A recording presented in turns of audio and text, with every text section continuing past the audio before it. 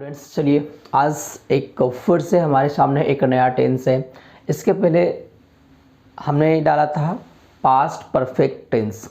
ये हमारा है past perfect continuous tense, same as like the present perfect continuous tense. एकदम बिल्कुल शब्द का शब्द वही कार्य होंगे, बस उसमें प्रेजेंट को शो करता था, इसमें हमारा पास्ट को शो करेगा।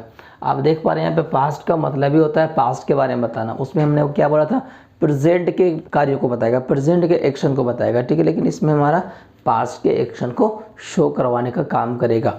जैसा आप देख पा लिखा हुआ पास्ट परफेक्ट कॉन्टिन्यूअस टेंस। तो पास्ट परफेक्ट कॉन्टिन्यूअस टेंस, और कॉन्टिन्यूअस का मतलब आपको पहले भी मैं समझा चुका हूँ कि कॉन्टिन्यूअस हमारा होता क्या है।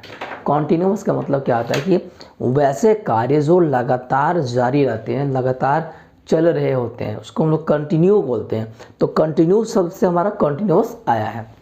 It deals that any work had started in the past and running some time in the past and finally finished in the past।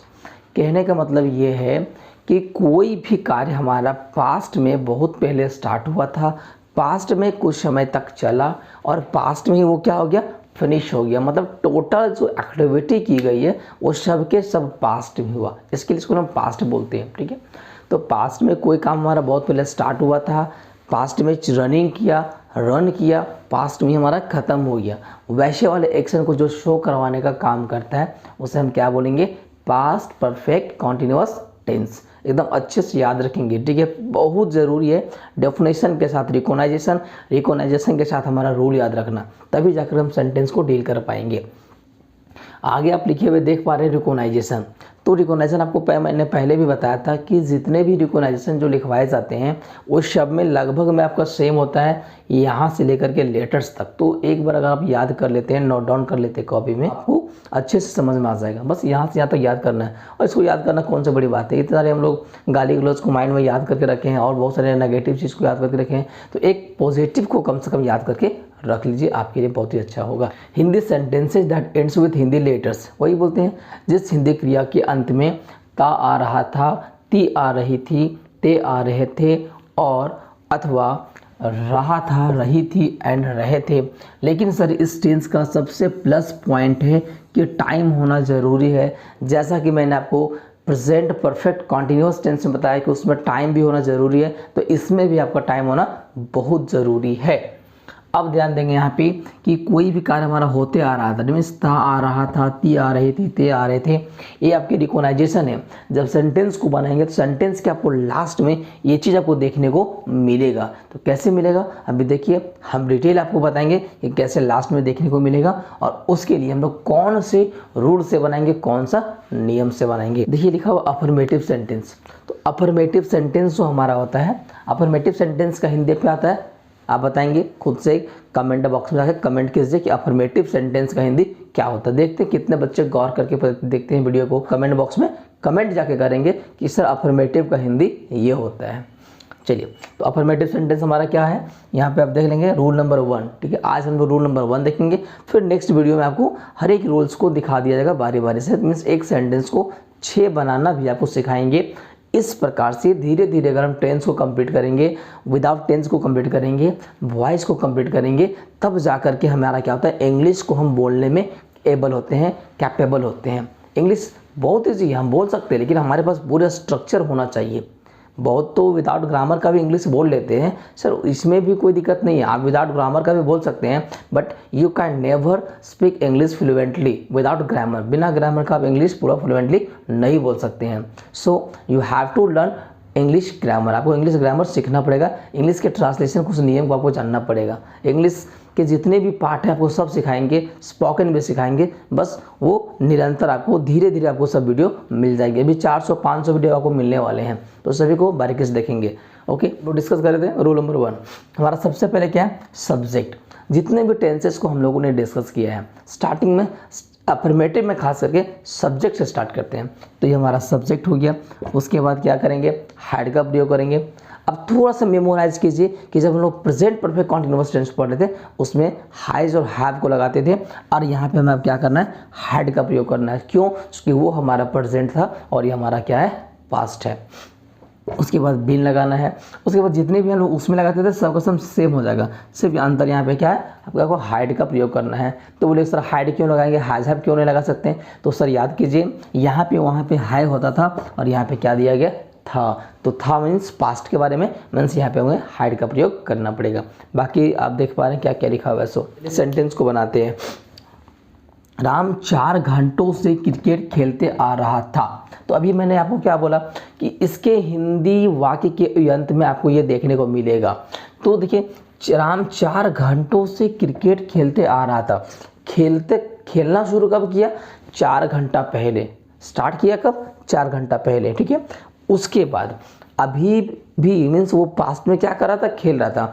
अब वो पूरा का पूरा एक्टिविटी उसका समाप्त हो चुका था, खेलते आ रहा था। अभी हम लोग प्रेजेंट में हैं, ठीक है। अभी मैं पढ़ा रहा हूँ, तो मैं पढ़ाते आ रहा था बोल सकते हैं कि मैं 2005 से पढ़ाते आ रहा था, मतलब ये काम मेरा छूट जाना चाहिए, ये नहीं कि मेरा काम कंटिन्यू चलते रहेगा। अगर कंटिन्यू चलते रहेगा मतलब ये प्रेजेंट में आ जाएगा, ठीक है। तो पढ़ाते आ रहा था मतलब खेलते आ रहा था मतलब वो काम समाप्त हो चुका है। तो इसको हम कैसे बनाएंगे? सबसे पहले सब्जेक्ट हमारा यहाँ पे क्या हो जाएगा, राम। उसके बाद क्या लगानी है, हाइड। देखिए आपके पास सब्जेक्ट कुछ भी है उससे मतलब नहीं है, शब्द के साथ आपको हाइड प्रयोग कर देना है। राम हाइड। उसके बाद क्या लगानी है, बीन। आप स्ट्रक्चर को देखते रहेंगे। उसके बाद B4 चाहिए, तो B4 हमारा क्या आ जाता है, प्ले का प्लेइंग। सबसे ईजी तो अगर वर्ब में देखा जाए B4 ही होता है। Ram had been playing. अब क्या खेल रहा था, क्रिकेट हो गया। अब कब से, 4 घंटों से। तो 4 घंटा जो आपका है वो आपको पीरियड ऑफ टाइम नहीं, point of period of time है, मतलब पीरियड ऑफ टाइम मतलब फिक्स समय नहीं है। तो वहाँ पे हम क्या करेंगे, 4 का प्रयोग करेंगे। 4 क्या है, 4 घंटों से, तो 4 आवर्स, HOURS। इस प्रकार से आप देख पा रहे हैं कि सेंटेंस कितने इजीली हमारे बन जाते हैं। अगर हमारे पास स्ट्रक्चर हो, अगर हमारा थोड़ा माइंड सही से काम करे, अगर स्किप करेंगे वीडियो को तो समझ में आएगा नहीं। तो शुरू से अंत तक तो आपको हर एक वीडियो देखना ही पड़ेगा, ठीक है। तो Ram had been playing cricket for 4 hours. अब जैसे यहाँ पे आवर्स क्यों लिखा गया, बहुत बच्चे इसको आवर्स बोलते हैं, आवर्स भी बोल सकते हैं, लेकिन ज़्यादा अगर इंग्लिश आपको फ्लुएंटली बोलना है, अच्छे से बोलना है, प्रोनाउंसिएशन के साथ बोलना है, देन आपको इसको आवर्स बोलना पड़ेगा। क्या बोलना है, आवर्स। ध्यान देंगे सेंटेंस में जो जो डिमांड किया गया था, सबसे पहले सब्जेक्ट बोला, मैंने सब्जेक्ट को दिया। फिर हाइड बोला, मैंने हाइड को दिया। बीन बोला, मैंने बीन को लगाया यहाँ पे। B4 बोला, मैंने B4 को डाल दिया।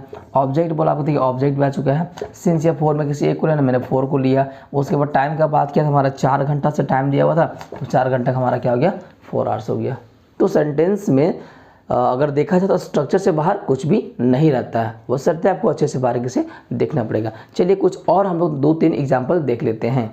चलिए कुछ और एग्जाम्पल जो था उसको देख लेते हैं। मैं 2 बजे से गाना गा रहा था। अब बोलेगा सर अभी आपने बोला कि ता आ रहा था, ती आ रही थी, ते आ रहे थे, आपको देखेंगे, लेकिन सर बीच में आपको ये भी दिया गया था कि रहा था, रही थी, रहे थे, ये भी हो सकता है। तो उस चीज़ को भी जानने की कोशिश करेंगे कि कभी कभार ता आ रहा था, ती आ रही थी, ता आ रहा था को छोड़ करके कभी रहा था, रही थी, रहे थे, ये भी मिलेगा, क्योंकि वो पास्ट कॉन्टिन्यूअस में भी सेम टू सेम रिकॉग्नाइजेशन है।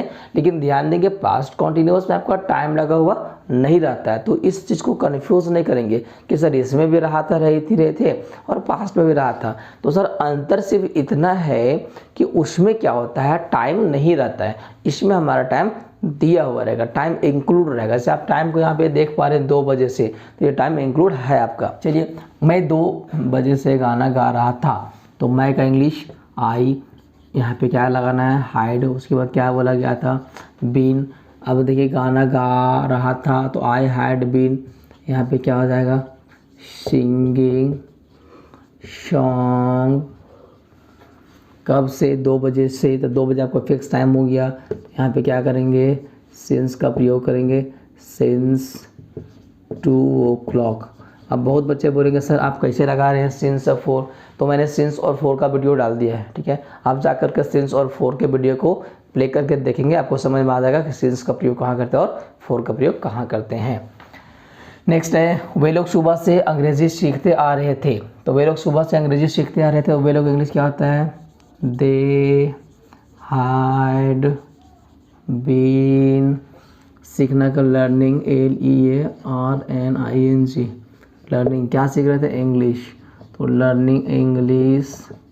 कब से, सुबह से। तो सुबह से आपको फिक्स टाइम है, तो सिंस मॉर्निंग, ये बन गया।